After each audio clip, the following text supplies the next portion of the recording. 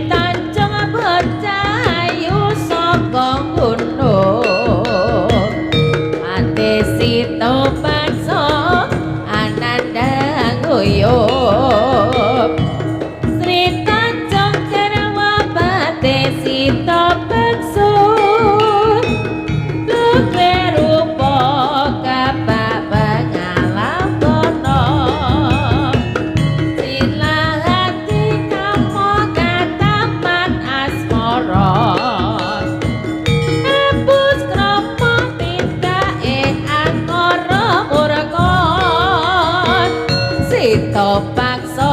ngupati tunggale praja ora ngerti yen arep diapusi sita paksa tukaya sinipi ora srata rite jadi pateni ana gede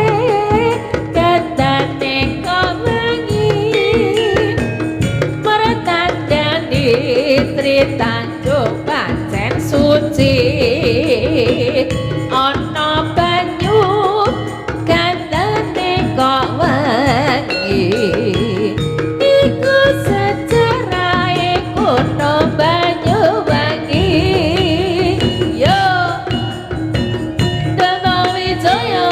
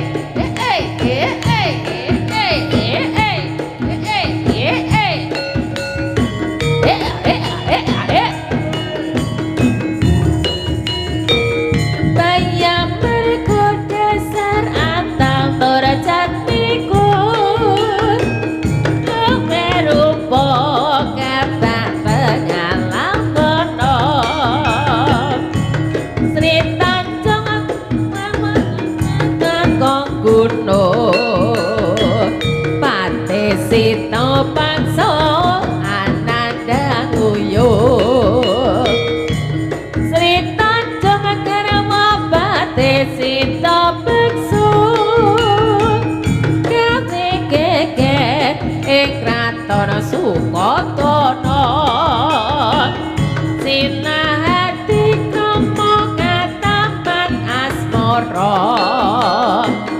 nebus krama tindake angkara murka sing paksa ngupati tumbaling praja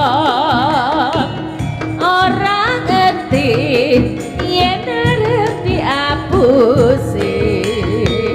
sing paksa tukoyayang sinipi ora sranta srita jodi pateni ana gede gandane kawangi matandane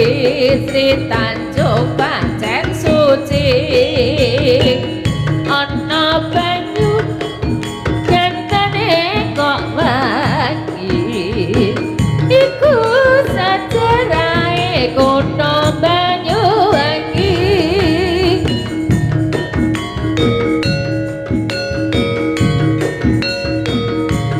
yo hey oh oh oh oh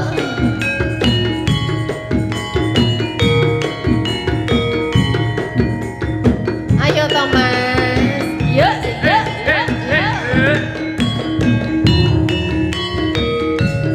udan terus mendunge campur badut